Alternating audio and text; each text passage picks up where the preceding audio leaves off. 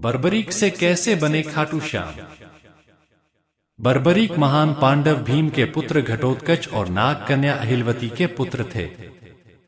कहीं कहीं पर मुर दैत्य की पुत्री कामकंटकटा के उदर से भी इनके जन्म होने की बात कही गई है। इनके जन्म से ही बर्बराकार घुंघराले केश थे, अत इनका नाम बर्बरीक रखा गया। बर्बरीक दुनिया का सर्वश्रेष्ठ धनुर्धर थे।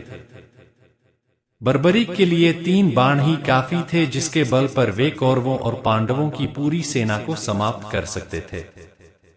युद्ध के मैदान में भीम पौत्र बर्बरीक दोनों खेमों के मध्य बिंदु एक पीपल के वृक्ष के नीचे खड़े हो गए और यह घोषणा कर डाली कि मैं उस पक्ष की तरफ से लड़ूंगा जो हार रहा होगा।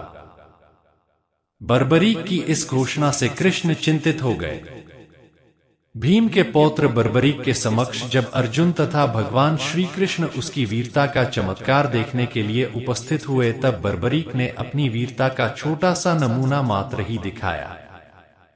कृष्ण ने कहा कि यह जो वृक्ष है, इसके सारे पत्तों को एक ही तीर से छेद दो तो मैं मान जाऊंगा। बर्बरीक ने आज्ञा लेकर तीर को वृक्ष की ओर छोड़ दिया। जब तीर एक एक कर सारे पत्तों को छेदता जा रहा था, उसी दौरान एक पत्ता टूटकर नीचे गिर पड़ा। कृष्ण ने उस पत्ते पर यह सोचकर पैर रखकर उसे छुपा लिया कि यह छेद होने से बच जाएगा, लेकिन सभी पत्तों को छेदता हुआ वह तीर कृष्ण के पैरों के पास आकर रुक गया। तब बर्बरीक ने कहा कि प्रभु, आपके पैर के नीचे एक पत्ता दबा है, कृपया पैर हटा लीजिए, क्योंकि मैंने तीर को सिर्फ पत्तों को छेदने की आज्ञा दे रखी है, आपके पैर को छेदने की नहीं। उसके इस चमत्कार को देखकर कृष्ण चिंतित हो गए। भगवान श्री कृष्ण यह बात जानते थे कि बर्बरीक प्रतिज्ञावश हारने वाले का साथ देगा। यदि कौरव हारते हुए नजर आए तो फिर पांडवों के लिए संकट खड़ा हो जाएगा, और यदि जब पांडव बर्बरीक के सामने हारते नजर आए तो फिर वह पांडवों का साथ देगा।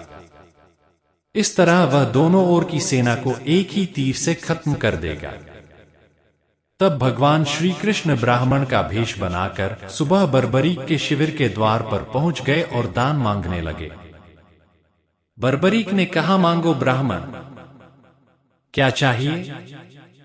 ब्राह्मण रूपी कृष्ण ने कहा कि तुम दे न सकोगे। लेकिन बर्बरीक कृष्ण के जाल में फंस गए और कृष्ण ने उससे उसका शीश मांग लिया। बर्बरीक द्वारा अपने पितामह पांडवों की विजय हेतु स्वेच्छा के साथ शीशदान कर दिया गया। बर्बरीक के इस बलिदान को देखकर दान के पश्चात श्री कृष्ण ने बर्बरीक को कलयुग में स्वयं के नाम से पूजित होने का वर दिया। आज बर्बरीक को खाटू श्याम के नाम से पूजा जाता है। जहां कृष्ण ने उसका शीश रखा था, उस स्थान का नाम खाटू है।